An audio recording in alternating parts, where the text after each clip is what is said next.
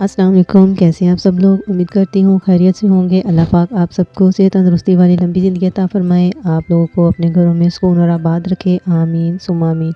इसी दुआ के साथ आज की वीडियो का आगाज़ करते हैं। सबसे पहले तो आप लोगों को कुछ डिफरेंट नज़र आ रहा होगा मेरे बैकग्राउंड में, तो आप सब लोगों ने गेस करना है कि ये कौन सी जगह है और मैं किस जगह पे बैठ के ये वीडियो बना रही हूँ। और आज की वीडियो में मैं आप लोगों के साथ अपने 4 साल का एक्सपीरियंस शेयर करूँगी। मतलब कि जो 4 साल मैंने धक्के खाए हैं उसके बारे में आप लोगों के साथ मैं शेयर करूँगी। मुझे बहुत सारे मैसेज जो हैं वो टिकटॉक पे भी आते हैं, लोग अपने एक्सपीरियंस शेयर करते हैं, अपनी तकलीफ़ें शेयर करते हैं मेरे साथ। तो मैं उनके मैसेज पढ़ के ना मुझे लग रहा होता है कि मेरी तकलीफ़ तो कुछ भी नहीं है, सच में रोना आ रहा होता है उनकी, वो कितनी तकलीफ़ से और दुख दर्द से वो गुज़र रहे होते हैं। बहुत तकलीफ़ हो रही होती है उनके मैसेजेस पढ़ के और अपना दुख जो है वो कम लगने लगता है। तो मैं अपने ट्रीटमेंट के बारे में आप लोगों के साथ शेयर करूंगी। तो सबसे पहले मेरा ट्रीटमेंट जो है वो बहावलपुर से स्टार्ट हुआ था, बहावलपुर बीनू हॉस्पिटल से। वहीं मेरा ट्रीटमेंट होता रहा है और बायोप्सी और कुछ टेस्ट जो हैं वो शौकत खानम लाहौर से हुए थे। और आप में से बहुत सारे लोगों को पता होगा कि शौकत खानम जो है वो कितना महंगा हॉस्पिटल है। और वहाँ तब उस टाइम पे वो जब तक अपना पेशेंट वो ले नहीं लेते तब तक वो जो भी आप टेस्ट करवाएं, जो कुछ भी करवाएं, वो सब जो है आपने खुद अपने पैसों से करवाना होता है। तो मेरे भी जो टेस्ट हैं ये खुद अपने ही पैसों से करवाए गए थे और ये बहुत महंगे हुए थे तब उस टाइम पे। और बहुत कोशिश की कि शौकत खानम में हमारा ट्रीटमेंट शुरू हो जाए, लेकिन भी कुछ रूल्स एंड रेगुलेशंस थे जिनकी वजह से वो नहीं ले सके थे। बहुत सारी चीज़ें थी उसमें। एक तो था कि आपका अगर पहले कहीं ट्रीटमेंट हो चुका है, कहीं ऑपरेट हो चुका है तो हम नहीं लेंगे। एज का इशू था और ये था कि ये जो इशू है कैंसर वाला, ये मर्ज़ आपका कितना फैला हुआ है, इस तरह के कुछ इश्यूज़ थे जिनकी वजह से वो नहीं ले सके।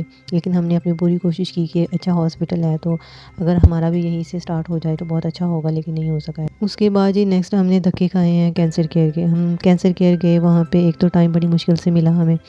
बहुत सुबह सुबह हमने जाना और सारा सारा दिन खड़े रहना लाइनों में।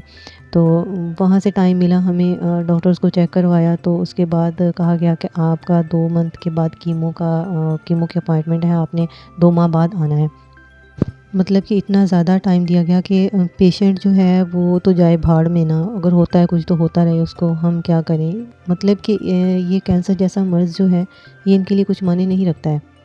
तो इतना ज़्यादा टाइम देने का समझ में नहीं आता। तो 2 मंथ का टाइम तो उन्होंने दे दिया। हम लोगों ने टाइम लिया और वापस आ गए अपने घर। घर आए तो पेन बहुत ज़्यादा होता था।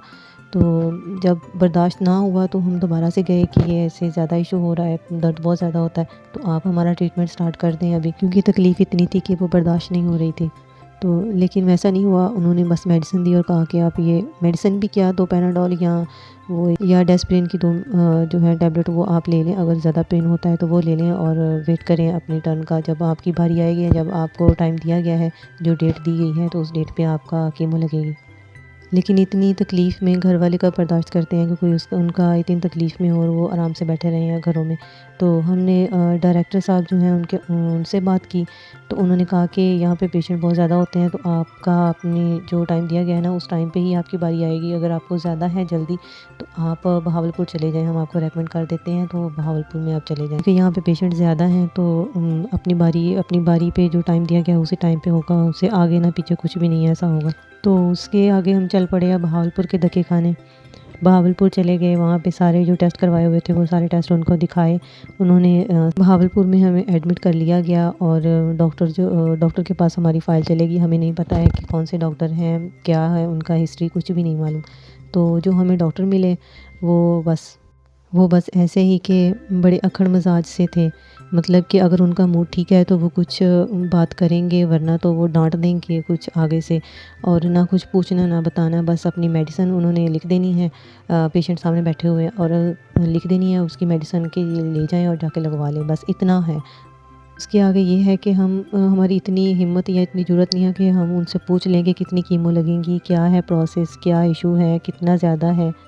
और वो जो डॉक्टर मिले हमें, उस अल्लाह के बंदे ने बस अगर ज़्यादा कुछ पूछना है तो उसने कहना है, जाओ बीबी जाके अपना काम करो, तुम्हें किस चीज़ का पता नहीं है, बस इतनी उसने बात कहनी है। और फिर पेशेंट जो है, ये नहीं कि मेरे साथ ही, बाकी पेशेंट के साथ भी ऐसे ही है वो। अल्लाह अल्लाह करके वो 4 माह जो हैं कीमो वाले वो गुज़रे, जिसमें कि हमारा हर एक वीक में हम 2 दिन घर होते थे और बाकी दिन हमारे सारे हॉस्पिटल में गुजरते थे। तो 4 माह ऐसे था कि हम सफ़र में रहे हैं वो सारा। वो तो हमसे ज़्यादा इस तकलीफ़ के बारे में कौन जानता होगा, मेरे और घर वालों के।